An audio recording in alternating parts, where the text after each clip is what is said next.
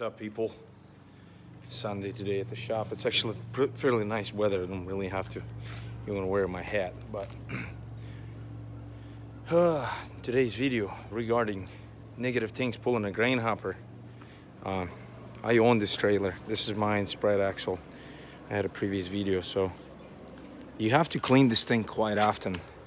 Like I said before, right underneath here where your fifth wheel kingpin, it's all open. And the problem is, it builds up shit ton of dirt up here. And see, it's all mud. I already cleaned it out. Bunch of rocks up here. You end up carrying a weight. And same thing in the back. I don't really want to go there. It's a nice bed here though. Basically, same thing in the back. It's all open and builds up around the frame. But the old trailers do get some sort of road debris underneath it. But usually it's easy to wash out, like drive-in or reefer. Step decks are pretty bad. RGNs too. But the grain hopper, when you get in the winter, running through the snow, there's just lots of stuff gets built up. And since a lot of parts has aluminum to the steel, they end up being limed up. So in my opinion, you have to clean it fairly often, wash it off underneath, especially washing the rocks off. You're gonna ask me why they don't cover this up. Some of them do. They do cover it up. They all kind of enclosed deal, and there's nothing can underneath it. Negative thing about it, right underneath here, that's where your product is. So if you're hauling something really tacky and all this is closed, you can't come in and hit it with a rubber hammer to get it shaken so it slides off. That's why they all open like this. Plus, it saves the weight. The less part you have, obviously, the lighter the trailer is.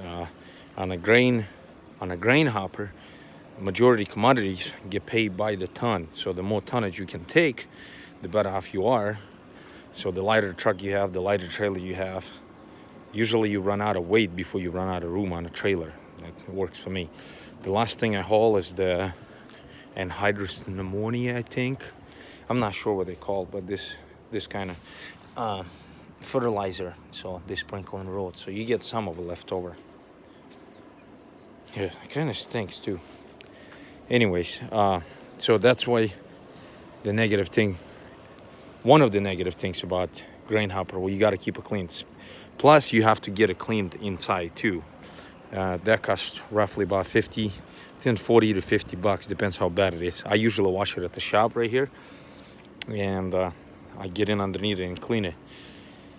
A lot of the truck washes, they charge you extra to clean it underneath, and I don't think they do too good of a job. They just blow the stuff off and that's it. But actually get in and clean it, I don't know what the heck that stuff is, but I shouldn't pick it up with my fingers. So I cleaned it at home, washed it inside. Anytime you haul fertilizer, you have to get cleaned out after fertilizer.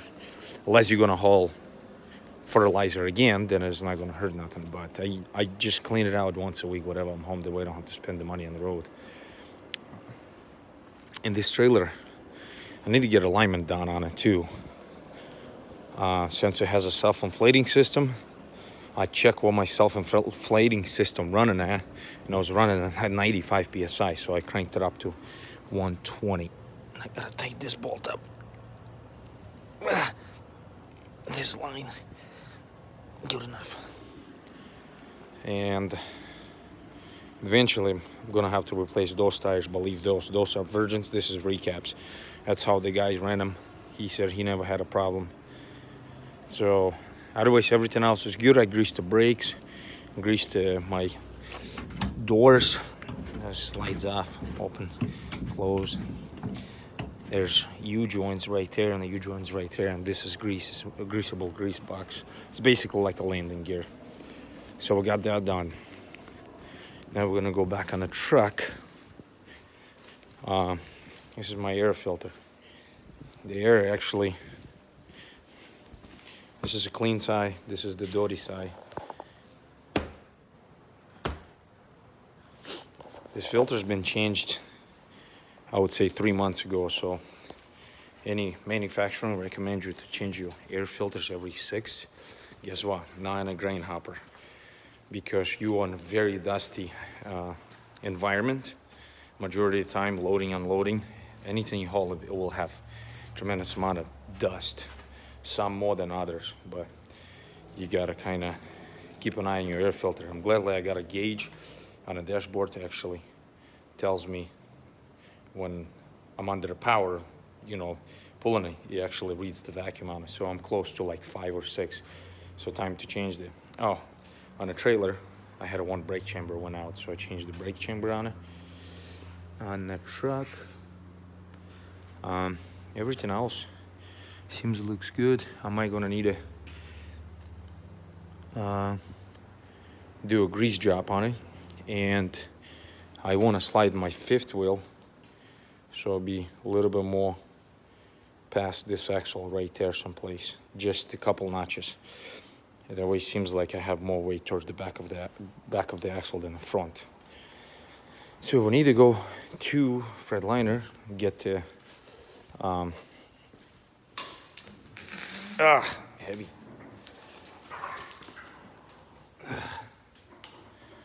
Get the air cleaners, 2 of them. I will replace them because they seem really filthy.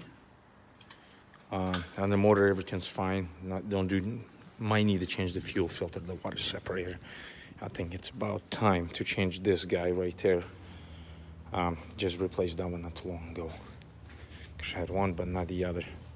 And I need to clean the truck out inside. Same thing. I mean, it is filthy because, like like I said before, you're in very dusty environments majority of the time. So, especially when you're loading. Unloading seems like not as bad because anything you do, you dump from a bottom, and it usually goes to the pit.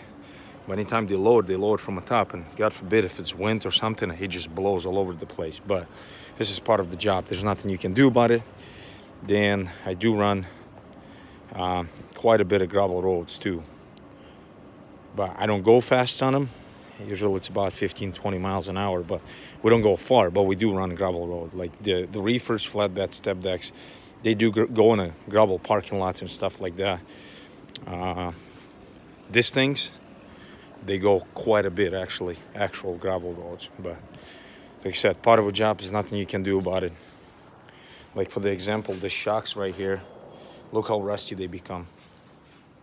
And they only, I think they're 8 months old or something like that. So they're not the old one. Oh no, they're not 8 months old. I changed them. Whatever I do the tires, I did the shocks. So, and I think I did tires 6 months ago. Maybe 5. I had quite a bit of grab on them. Actually, speaking of the tires, this is Hancock's Smart DL12 or whatever, long haul. They kind of Michelin patent, and I actually like them. They're actually pretty damn good tire. So that's all I got. I'm gonna run up to Freightliner, get my air filters, pop those things in, and heading home. Said it's Sunday. I shouldn't even do this, but I got home last night late, and I ended up doing this on Sunday. Really not a big fan of working on Sundays.